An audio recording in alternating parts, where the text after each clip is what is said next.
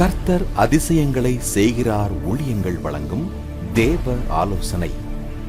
1 தெசலோனிக்கர் புஸ்தகத்தில் 2வது அதிகாரம் 17-18 வசனங்கள். 1 தெசலோனிக்கர் 2வது அதிகாரம் 17-18 வசனங்கள் வாசிப்போம். சகோதரரே, நாங்கள் இருதயத்தின்படி உங்களோடு இருந்து சரீரத்தின்படி கொஞ்ச காலம் உங்களை விட்டு பிரிந்திருந்தபடியினாலே உங்கள் முகத்தை பார்க்க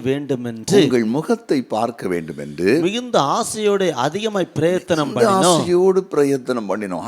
அங்கே பவுல் தெசலோனிக்கர் சபையை போய் மறுபடியும் பார்க்கணும் ரொம்ப ஆசைப்படுறாரு. ஏன்னா பவுலுடைய ஊழியமே ஒரு மிரக்கல், எழுப்புதல், ரிவைவல் மினிஸ்ட்ரி. எங்கே போனாலும் சபைகள் உருவாக்கப்படும். அப்புறம் சபைகளை போய் பிரசங்கிப்பார், அங்கே எழுப்புதல் போடப்படும்.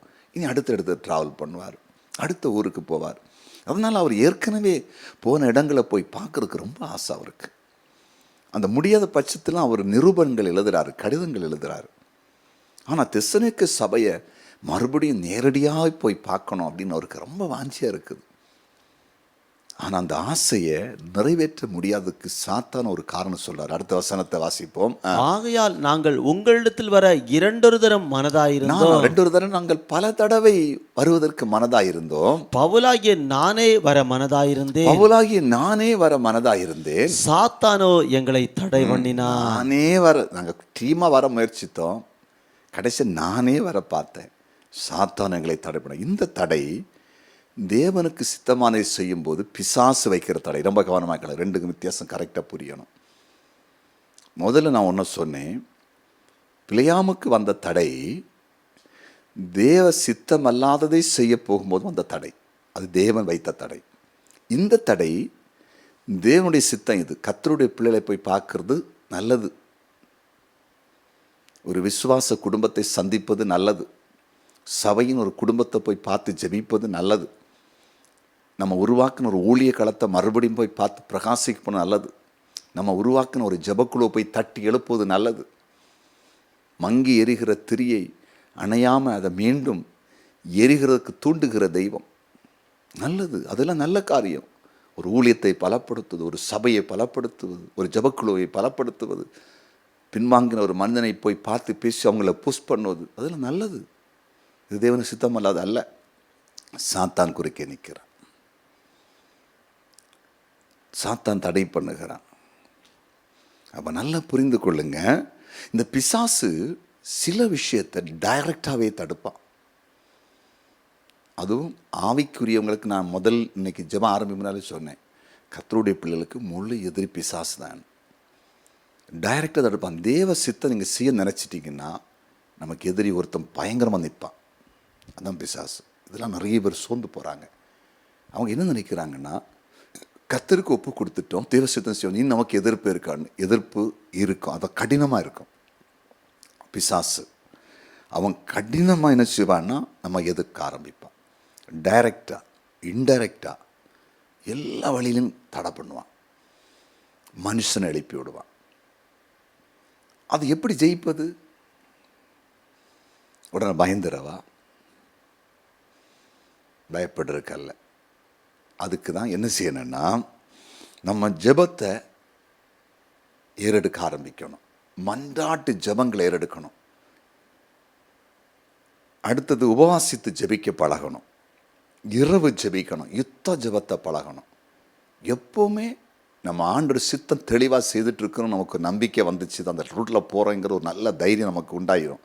தெளிவு இருக்கும் இதயத்தில். ஆவியான தெளிவாக நடத்துவார். நம்ம கரெக்டாக அதில் ட்ராவல் பண்ணணும். அப்போ முழு எதிரி பிசாசு. இப்போ நம்ம எப்படி ஜெபிக்கணும்னா, தேவனுடைய சித்தத்தை நிறைவேற்றுவதற்கு எதிராக போகிற ஆவிகள் இயேசுவின் நாமத்தில் விலகட்டும், அந்த கிரியை அழியட்டும். எனக்கு விரோதமாக என் மனைவி, பிள்ளைகள், குடும்பம், எங்களுக்கு விரோதமாக இத்தனை ஆவிகளை கட்டுகிறோம், அந்த கிரியை அழிக்கிறோம், அந்த கிரியைகளை நாங்கள் கடிந்து கொள்ளும் சொல்லி எப்பவும் ஆண்டவர் நம்மை உணர்த்தும் போது ஜெபத்தை ஏறெடுக்க அனுமதிக்கும் போதெல்லாம் ஜெபித்துக்கிட்டே இருக்கணும். சில நேரங்கள் உபவாசித்து ஜெபிக்கணும். சில நேரத்தில் இருள் சூழ்ந்த மாதிரி நிற்கும் பிசாசு. இதுதான் நம்ம ஆண்டவருக்குள்ளே இருக்கிறவங்கள நெருக்கிறது. நம்ம உடனே ஏதோ பாவம் செய்துட்டோன்னு நினைக்கக்கூடாது, தப்பு பண்ணிட்டோமோ பிசாசு வந்துட்டோன்னு நினைக்கக்கூடாது. கவனமாக கேளுங்க. நீங்கள் நல்ல கர்த்தருக்குள்ளே ஊழியம் செய்யும்போது, நீங்கள் நைட்டு தூங்கும்போது கூட சில நேரத்தில் ஆவியில் அசுத்த ஆவிகளுடைய எதிர்ப்பை நீங்கள் பார்க்க முடியும். உங்களை மிரட்டுற மாதிரி இருக்கும். இந்த மிரட்டுதல் எதுக்குன்னா, நீங்கள் தேவனுக்காக நிற்க போகிறீங்க. அதனால தான் ஒரு தடவை ஒரு ஊழியர் சொல்லும்போது சொல்கிறார், ஒரு வாலிப மகளை அபிஷேகத்துக்காக அவர் ஜெபிக்க ஆரம்பித்தாராம். பிசாசு சொல்கிறானா, இவளை கர்த்தர் அபிஷேகத்து வல்லமையான ஒரு ஊழியக்காரியாக மாற்றன்னு எனக்கு தெரியும், அதனால தான் இவளை நான் அபிஷேகம் பெறாமல் முழுசாக கட்டி வச்சிருக்கேன்னு சொல்கிறாராம் சிரிச்சிட்டு. அவர் நீ கிருபையோட ஊழியக்காரன் நல்லா கடிந்து கொண்டு ஜெபிச்சாராம். பிசாசே விலகுன்னு சொன்னார். அந்த ஆவி விலகுச்சு. ஆவியில் நிரப்பப்பட்டு அந்த பிள்ளை பயன்படுத்தப்பட்டாலாம். நல்லா புரிந்து கொள்ளணும். நமக்கு ஒரு எதிரி இருக்கிறார், தெளிவாக அதை புரிந்து கொள்ளுங்க. நமக்கு யுத்தம் மாம்சத்தோட இரத்தத்தோடும் அல்ல, துரைத்தனங்களோடும், இப்பிரபஞ்சத்தின் அந்தகார லோகாதிபதிகளோடும், அதாவது இருளின் ஆதிக்கத்தோடும், அடிமைத்தனத்தின் ஆவிகளோடும், அதிகாரத்திற்கு சில ஆவிகளோடும். அதுதான் அந்த மொத்தத்தில் பிசாசோடு நமக்கு யுத்தம், மாம்சத்தோடு அல்ல. அதான் பவுல் சொல்லார், நாங்கள் மாம்சத்தோடு யுத்தம் செய்யல, எந்தவித எங்களுக்கு ரொம்ப எழும்புகிற தர்க்கங்களையும் காரியங்களையும் அரண்களை நிர்மூலமாக்கத்தக்கத தேவ பலனுள்ளவளாக நாங்கள் இருக்கிறோம். அதை நீங்கள் படிச்சிட்டிங்கன்னா ஜெயிப்பீங்க, இல்லைன்னா தோத்துட்டீங்க. ஒரு ஸ்டெப் கூட எடுத்து வைக்க முடியாது. நீங்கள் நினைப்ப தேவ சித்தனை செய்கிறோம், ஏன் ஆண்டவர் ஹெல்ப் பண்ணல? கர்த்தர் கூட இருக்கிறாரு, ஆனால் எதிர் சக்தி ஒன்று போராடுது.